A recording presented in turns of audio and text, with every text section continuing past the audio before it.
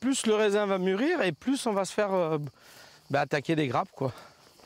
Voilà, là vous le voyez bien, là ça a été fait ce matin ou hier, voilà, la grappe par terre. À intervalles réguliers, le même constat.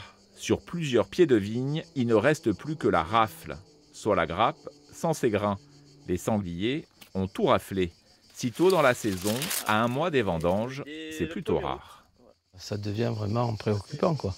Parce qu'il y en a de plus en plus, donc quand il n'y a pas le raisin, il casse les talus, ça vous fait ce qu'on appelle des drailles, ça démolit tout, quoi. Et surtout maintenant, c'est la récolte est là.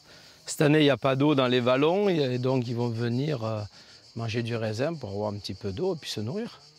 Et puis il y en a de plus en plus, le problème il est là.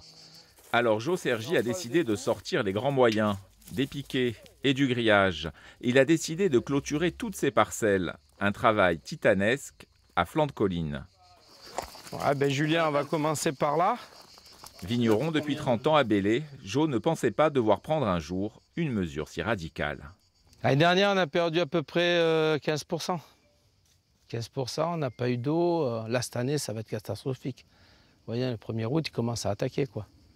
Et les 9 domaines de l'appellation vin de Belley sont concernés, soit près de 60 hectares de vignes à protéger.